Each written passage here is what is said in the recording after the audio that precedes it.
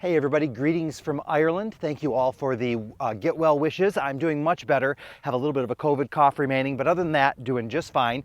I did find some time to get some work done in the yard, so I'm going to take a little bit of a moment to tour you around and show you exactly what I was able to get done. Not a whole lot, but it was just a little bit at a time, I guess is what I was going for. And then I'm also going to show you exactly how I keep track of all the plants and things that I have going on in the garden, and I do it all using my phone. So that way, no matter where I am, I can always look up kind of what plants I have in the yard and any notes like what dates I put things in, all that kind of stuff. I have it all in one place. So I'll show you exactly how I do that after I give you a little tour. So over here along the wall, I noticed my heather was starting to send up some new blooms. Always nice pink and purple colors on there. So I get excited when the heather blooms because it comes at a time when we love having that bright pink color. Over here's where I decided to put that new heather that I found with that incredible orange and peach color on it. The new growth is a little bit more of that green. It just is really beautiful. I thought I'll give it a try here. I can always move it later. And then I tucked in a couple bulbs here and there throughout the yard just because they were really cheap. And so I added them in kind of in this area, some snowdrops, some crocus. My daffodils still keep getting bigger, but I won't be able to see the blooms this year. I'll be gone before they come up. And let's see, I got some other things to show you. This is some rainbow Ascot Euphorbia that my nephew Jacob had planted for me when he was here. And this was 3.5 years ago, and I have done absolutely nothing to this plant. No trimming. I don't think I even fertilized it, but I did have to go in and give it a little bit of a haircut. There were some dead branches and some old seed pods, so I cut those out of here. Had to be a little more aggressive with it on this plant here. This one here isn't doing quite as well. I'm not sure exactly why, but I just love this plant, and I love that we can grow it in Michigan. But it really does well here. It's evergreen here in Ireland. And I did give everything a dose of fertilizer. I wouldn't normally fertilize this time of year, but this is when I'm here, and I'd rather give it a little bit of food now and then more when I come back. Hopefully I will be back in Ireland in the summer sometime when I can show you everything in bloom and looking good, and maybe get this area cleaned up a little bit because I'm not showing you it at its best, but I appreciate that you all have some vision and can imagine what this place looks like when it's in bloom and when I get it all organized again.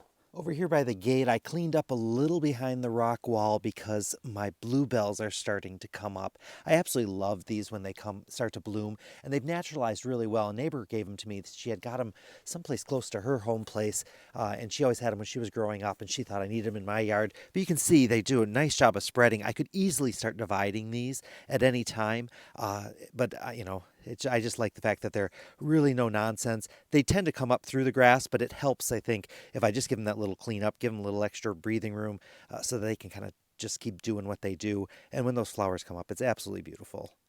I had mentioned before that my evergreen trees were all starting to really lean. They were getting pushed really by the winds. And up here, we're pretty high up, and we get extremely strong winds, especially in the winter time. During the summer, not quite as much. So I had to kind of figure out some of the items I had around because I was in COVID isolation, but I managed to pull together the equipment I needed. I had some posts for fencing, and then I had these kind of straps with the ratchets on them, and I managed to kind of get this one standing. It's the best I could do with what I had. It actually worked out pretty well. I didn't have proper tools to pound it down, so I just used rocks and tore the top to shreds, but it got the job done. Hopefully it'll hold up throughout the rest of the season, and it'll be okay. And I had to do that with a couple other spots, so I'll show you those. This one here, kind of the same thing. None of it's perfect, but hopefully I caught it in time that they'll be able to kind of correct themselves and they'll be looking good over the next couple years. This row of trees gets especially hit hard by the wind, and so this is a real ragtaggle group of evergreens. You can see all of them have some lean going on, and I didn't try to correct all of them, but there was one that was particularly bad. It was right over here, this one right here. And so what I did is I just used my ratchet strap.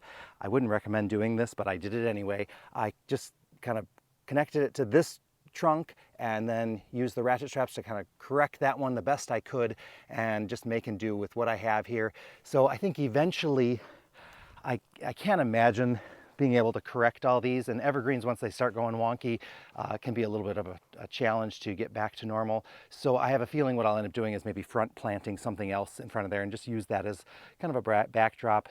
I do want to keep them there because they do protect from the wind, hence the reason why they're in such rough shape. But I do want to have that protection over there. Over here, I managed to get this second tree back in line with the others. We'll see how that holds up as well. So if we look back here, you can just make out the post and then the strap just holding it together. So hopefully that's gonna stay and it'll kind of root a little more firmly and hold up on its own very quickly. And then down here, I did tuck in a couple of those plants. So this is a new one that I found. I was at the hardware store and I just couldn't resist it. I've seen these before, so I'm just sticking them in. This is my kind of model for this area here. I'm calling it a mixed hedge, which means I just mix whatever in there I have in there, and then I just kind of see what takes. And whatever takes is what stays. So there's that euonymus. Here's another one. I love the golden leaves on that one. And then over here is the white and green variegated. So just a beautiful plant. So we'll see how these do. If they don't do well, I can always either move them or just let them go. Won't be a problem. So over here I did plant that yellow jasmine and I put it right beside that wisteria that hasn't been doing too much. I don't know if that was a good idea or a bad idea, but I figure one of them hopefully will eventually take and will look great in this spot. So we'll wait and see how that goes. But I did want to get that in the ground, and eventually as it gets a little bit bigger, I'll start attaching it more to the stone wall. It's starting to get a little wet out here, so I'm going to head inside, which means it's the perfect time for me to go in and document all the new plantings that I did and any notes that I want to put in on the work that I did do. So I'm going to show you exactly how I do that using my phone. When I have a lot of photos that I'm just trying to get into basic groupings, I usually just go into my Photos app and then I'll go to the albums down at the bottom.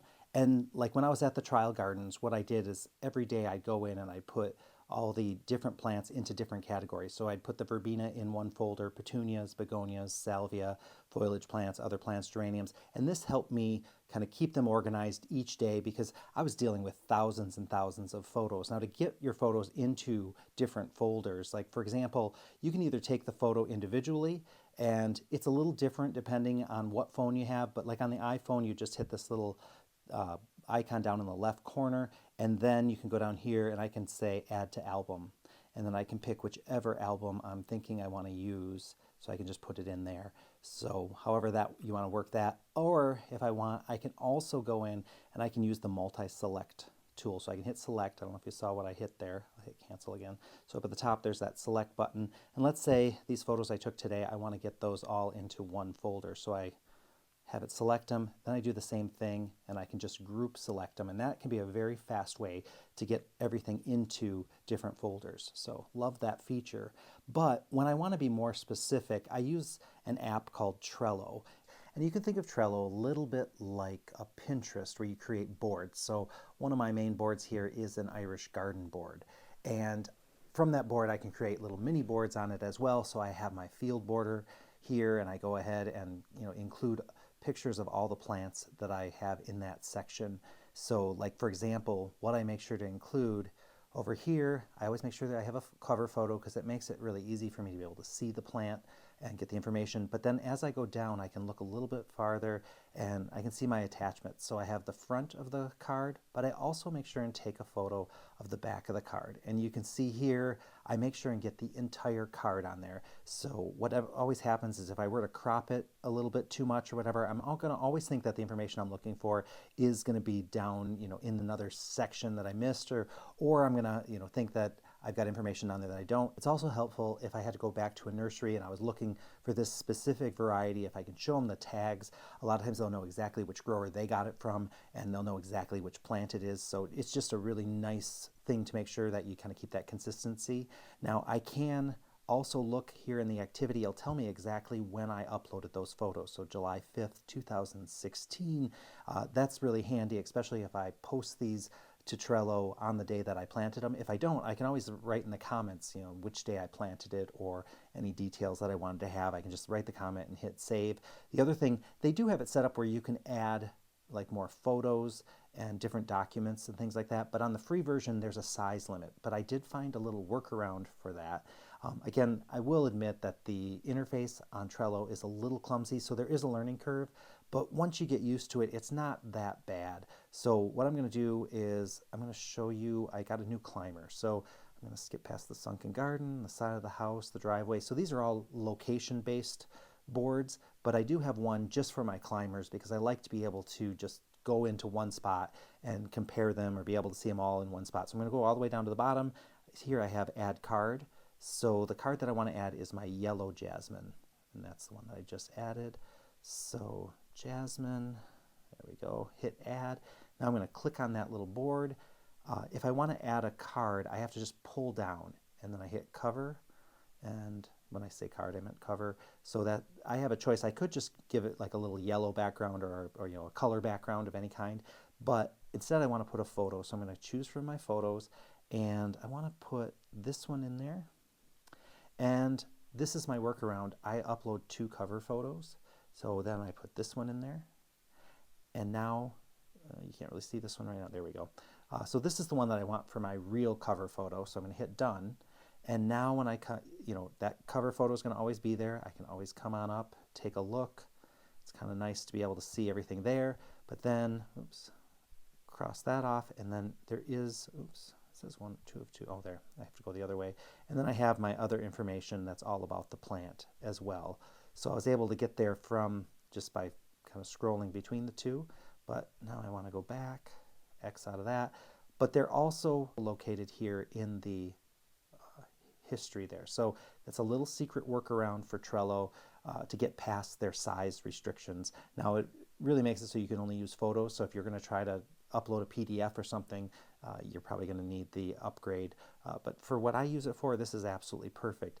Another thing I often put in here are products that I use on my plants. So if I'm using a specific fertilizer, or if I have maybe a pesticide or some kind of herbicide or something that I'm using, I will take pictures of the actual product, because sometimes it's hard when you go into a nursery or a garden center to try to remember which brand you had or exactly what the ratios were, or if you have to find a substitute. It really can make a difference when you have the pictures and the details of the product that you were using before. The other category that I would have is over here is failed plants. So I have had no luck here with lavender and dahlias. I think it's just too wet and not sunny enough for those plants to thrive here. So I'm keeping track of the plants that have tanked for me.